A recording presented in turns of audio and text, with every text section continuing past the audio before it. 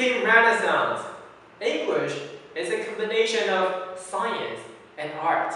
Today, I have invited an artist, a language artist, Charles. So today, he will talk about how he learned English.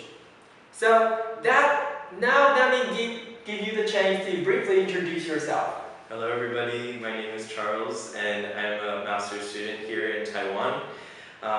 I'm from California in the US. I'm 25 years old and I've been learning English for about 25 years. 25 years? Yeah, so I think I'm pretty well qualified and talking from a native speaker's perspective on this topic.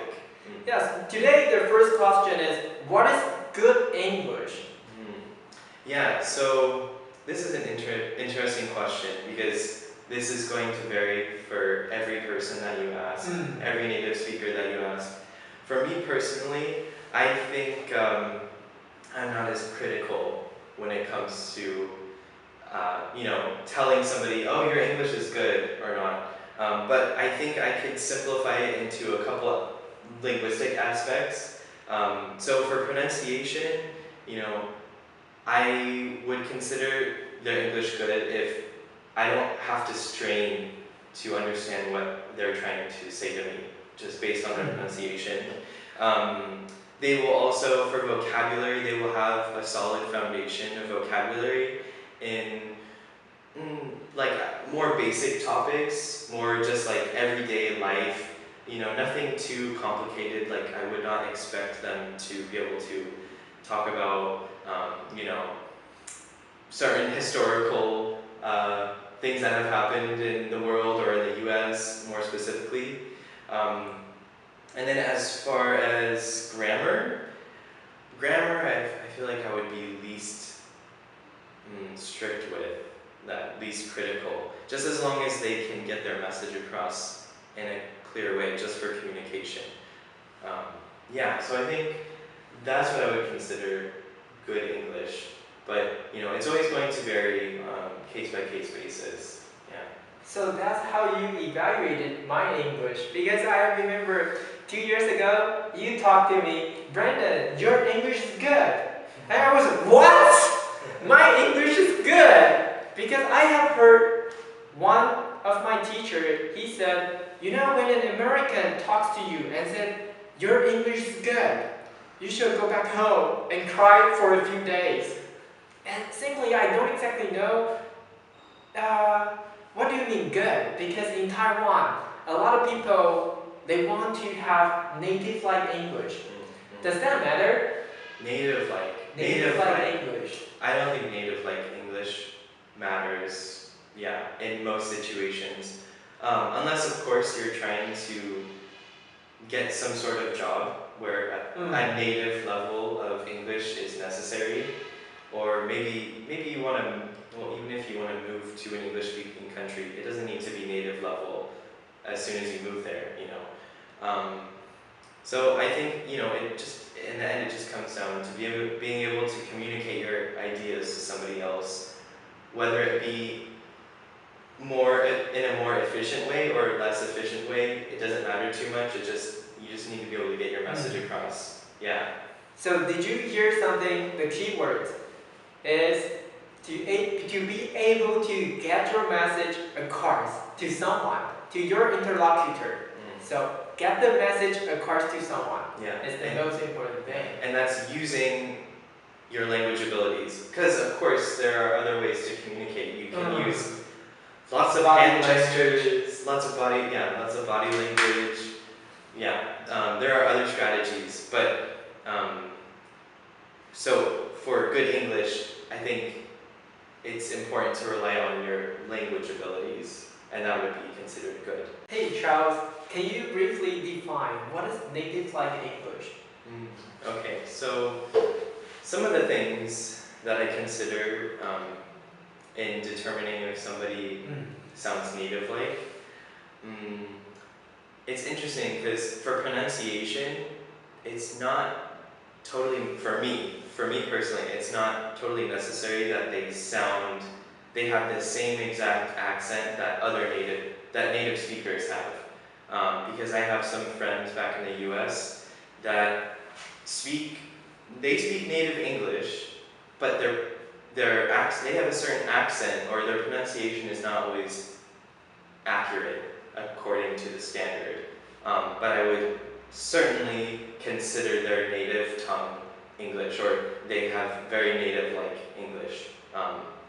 And in some cases, their vocabulary is even better than mine, which, yeah, I'm not ashamed to say, because I feel my vocabulary lacks. But anyways, so besides that, the fact that pronunciation is not extremely important, I think the most important aspects would be you have a certain awareness of culture in that language.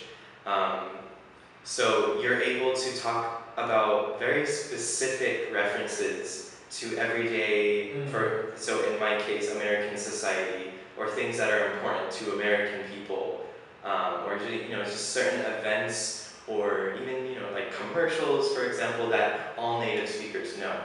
I think that would be included in native, to consider someone native-like.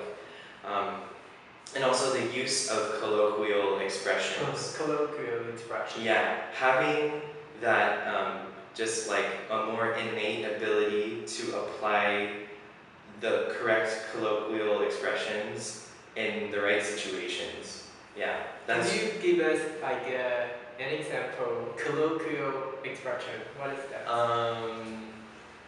Okay, one that's the first thing that comes to my mind. One that's very, very specific to the area of California that I come from is the word scrut, and it's spelled S-C-R-U-T, scrut.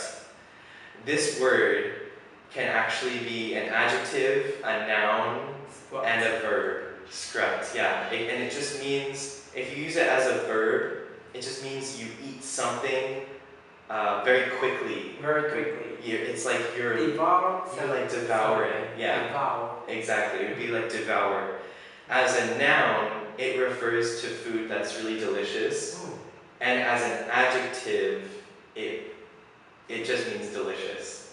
So you can say, I want to scrut this scrut, and that's a sentence that would make sense to that community of speakers that know that word. This is an extremely informal and colloquial expression. So for the viewers, it's not very important to learn this word, because like 99% of the U.S. will not know what you mean if you say scrut. This is very specific to my area of California, but that would be an example. So if I hear someone using a lot of different types of those very specific colloquial expressions, I will consider their English more native-like. Yeah. And also, they need to possess a level of fluency. So just the ability to kind of just continuously speak without much thought when they're delivering their messages. They don't have to take a lot of time to pause and think, okay, what do I need to say next? I think there's also an internal aspect to native-like English, in that the speaker, they're not thinking about all the different grammatical rules and all the different vocabulary and word choice that they have. They just do it automatically. Yeah. It's like they don't have to rely on the translation. Yeah, exactly. They can process all the grammar and word choice like in a not accurate way, in an efficient way. Yeah, very efficient, instantaneous, effective, yeah. And it just happens on the spot.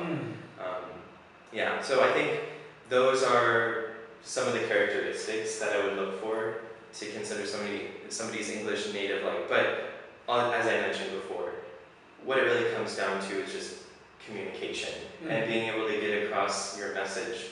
So I think it's a nice goal to strive for a native-like level, but it takes a lot of work, a lot of hard work, a lot of time to get to that point. So I feel like if students are so focused on attaining that, they're going to become discouraged. They need to first set more tangible and realistic goals for themselves.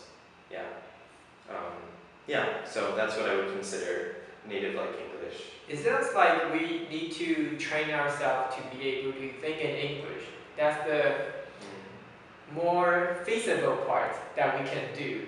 Because we don't have English, maybe you can find English community, but we don't have like American culture here. We are Taiwanese. Of course, we expose ourselves to the culture in Taiwan. So sometimes I think it's hard for us to know, but at least we need to know our culture. Yeah, that's important. You don't want to lose your own identity. Yeah, your own identity, your own culture when learning a foreign language. I think it's important to have both, separate, or even blend them together in some cases. Yeah. So here the point is that we hope, like language users, and we just have to make sure that we are able to get the message across to someone when we speak English. That's the most important part. We have learned from Charles. So, and that's just my opinion. I don't represent all native English speakers, but for me, I think that's good enough. But I think that's a really good strategy for all language users and learners. We have to work on the way we get the message across and think in English and be able to use them.